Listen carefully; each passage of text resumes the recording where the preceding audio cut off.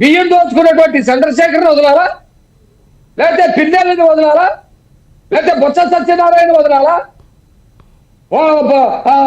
స్వయాన స్పీకర్ గా ఉన్నటువంటి స్పీకర్ మాట్లాడినటువంటి మాటలకి స్పీకర్ వదలాలా? ఎంతమందిని వదలాలి? శ్రీనివాసులు రెడ్డి ఇంటి మీద దాడి చేసినటువంటి అనిల్ వదలాలా? ఆయన చంపడానికి ప్రయత్నం చేసినటువంటి అనిల్ వదలాలా? లేకపోతే బీటెక్ రవి కరత మీద విషయాలు పెట్టి ఆయన చిత్రహింసలు పెట్టి కారులో తిప్పి చంపేయడానికి ప్రయత్నం చేసినటువంటి వాళ్ళు వదలాలా?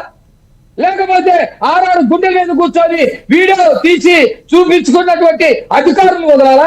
మీరు చూడండి, విడుదల రజని పిల్లి కోటే అనే అతను చిలకలూరుపేటలో వాళ్ళ భార్య ప్రెగ్నెంట్ అయితే ఈడు విడుదల రజనీకి వ్యతిరేకంగా ఒక కామెంట్ పెట్టాడని భార్య భర్తలు ఇంట్లో ఉంటే అర్ధరాత్రి తీసుకెళ్లారండి పిల్లి కోర్టుని.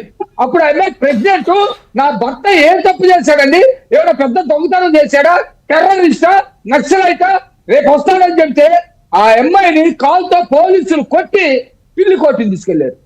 తర్వాత తెల్లవారి మేము వెళ్తే అక్కడ ఏం చెప్తారో వాళ్ళు, రాత్రి అంతా మీరు కోర్టుని కొట్టారు, వీడియో ద్వారా ఆ అమ్మాయిని విడుదల రజనీకి చూపించారు, ఇది చాలా తప్పు అని చెప్పేసి మేము మాట్లాడితే మా మీదకి వచ్చారు పోలీసులు. ఆ రోజు కేసు తీసుకోవాలా, పిల్లి కొట్టి కేసు వేశారు, హైకోర్టులో వేశారు. హైకోర్టు డైరెక్షన్ ఇచ్చింది అట్రాసిటీ కేసు కట్టది, పిల్లి కోటి దళితుడు అని చెప్పి.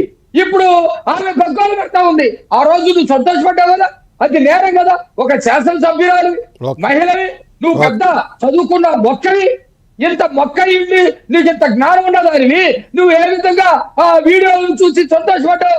ఇదంతా జగన్ స్కూల్లో నేర్చుకున్నటువంటి నేర విద్య కదా.